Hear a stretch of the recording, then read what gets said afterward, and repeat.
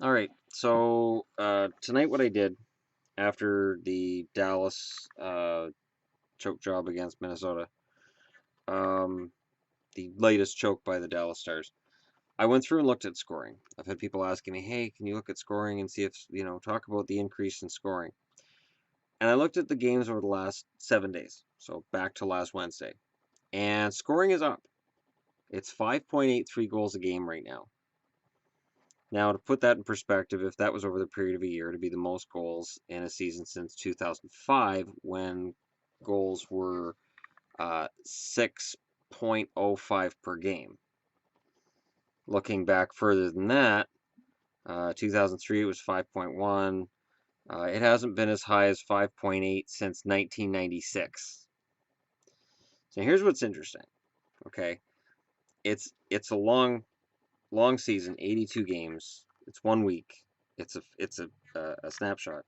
There's still been a lot of shutouts. Tonight there were, I believe there's 2 shutouts tonight. There were 4 shutouts the other night. A lot of shutouts.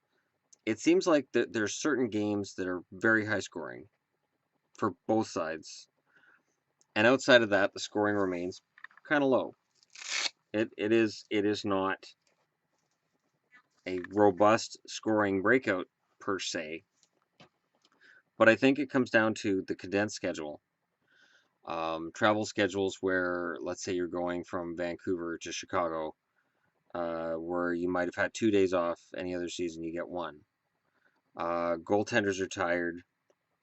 When you play a lot of games like that, you roll 4 lines, but you roll 3 sets of defensemen. So your defensemen are going to play more, and they're going to wear down faster.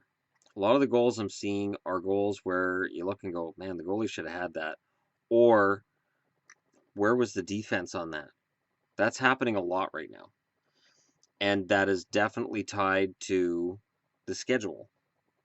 And I would imagine it's been rough for coaches potentially as well. Like everybody has just got to be tired. I don't think the bye week has been a good thing. I don't. Because what it's done is the teams that haven't had a bye week are more tired than teams that have had the bye week. So you see situations where teams have played a lot of games, but they're not doing particularly well, like Calgary or Boston as 2 examples. But we'll see where it shakes down at the end of the year. It should all even out. But I just have a feeling right now that for the teams who get the bye week later, they're just already hosed because of the amount of games they've lost. I look at Calgary and I see them losing 7-3 to the Oilers, and then tonight they lost 5-1 to Montreal. Even with the goaltending being shaky, this is just not typical in terms of results. Um, and when I watched the Columbus Ottawa game the other night, which was 7-6 in overtime, that was a brutal game. Really brutal game. Um, and it was hard for both teams. Now Mike Condon played his 23rd in a row. Tonight he plays 24th, and he got a shutout over Pittsburgh. So for anybody who took shots at me and went, "Oh yeah, Ottawa's goaltending is great," um, yeah, it kind of was tonight. Condon bounced back from allowing 7 by allowing none. So Mike Condon is still a pretty good goaltender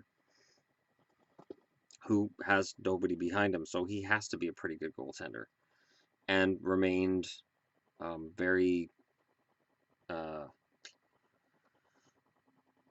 or over Washington. That's right. It was St. Louis got the win over Pittsburgh by a shutout. The interesting thing with St. Louis was that's Carter Hutton.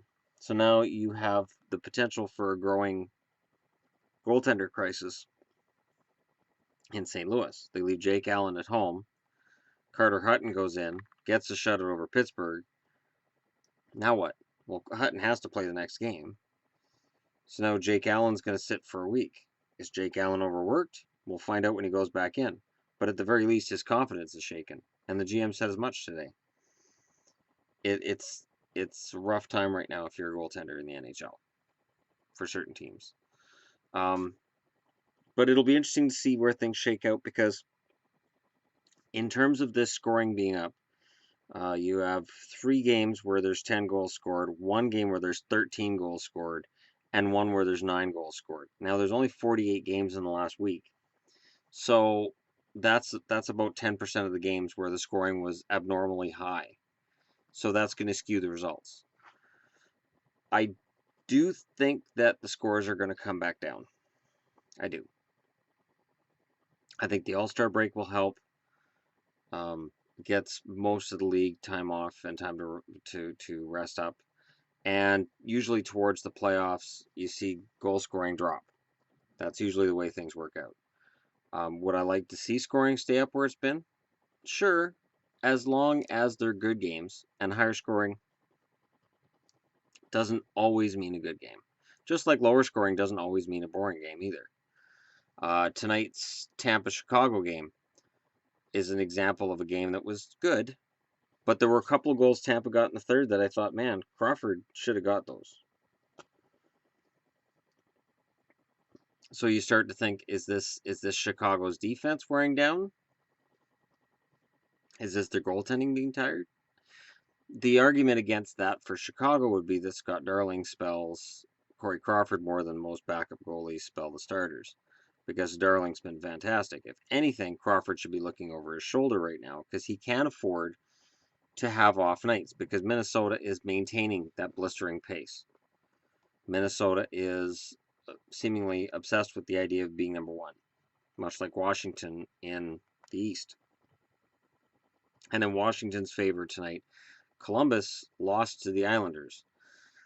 And a weird thing that's going on with the Islanders is the joke I made about Doug Weight. Hey, Doug Weight. The record under Doug Weight's pretty good right now. So maybe my joke is going to be proven right. Sometimes a coaching change can make a huge difference. And I think that's coming after the All-Star break too. I think Boston's going to make a change. I think these guys are getting close to making a change. I think Dallas has to be at least considering it. If they're not going to change their goaltending, if they're not going to fix what's wrong with the team, then you just get rid of the coach.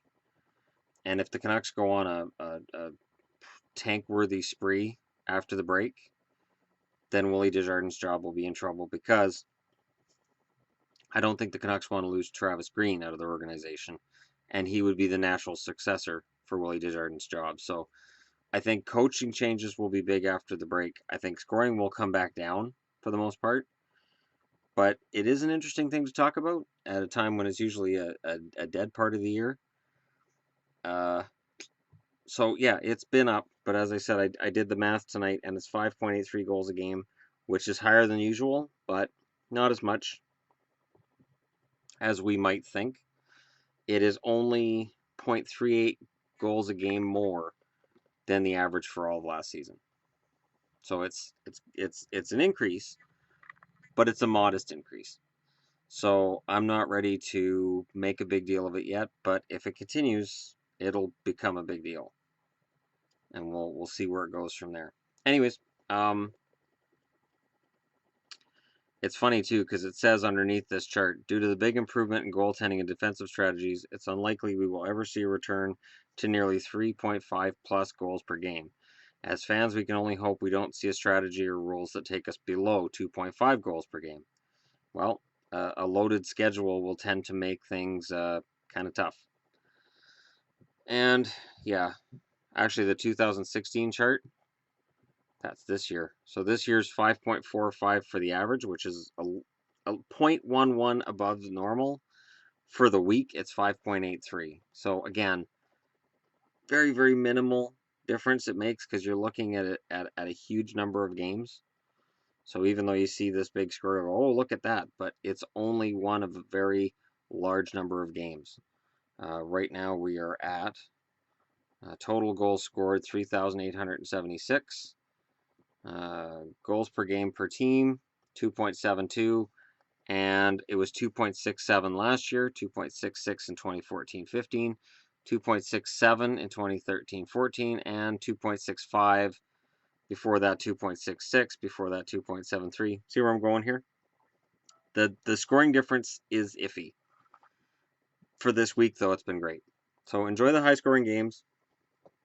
I don't think they're going to last. I think that coaches are tearing their hair out if they have any. Sorry, Claude Julien. and Bruce Boudreau. But in general, I think coaches are going to get this straightened out. I think teams are going to get their rest during the All-Star break, and then we're going to be back to the lower scoring games. But it does not, as I said, it does not mean the games are boring. Just lower scoring games. Anyways, let me know in the comments below what you guys think. Don't forget to hit like and subscribe if you're just browsing your way through. We are down to, last I checked, 58 more subscribers, and I hit 2,000. I'm going to do something awesome for 2,000 subscribers. I don't think I can get cheerleaders. I don't think I can get cheerleaders in here. Yeah, no, the look I'm getting is that I can't get cheerleaders. So I'll figure something out. Let me know in the comments below what you think would be good for a video celebrating 2,000 subs. Something that's not quite clickbait. My thousand subscriber video had, interesting imagery on it that kind of probably led to a few clicks that were unnecessary. I may do that again at 2K. I don't know. Just let me know what you guys think. I'll have fun with it, and I will talk to you all again tomorrow.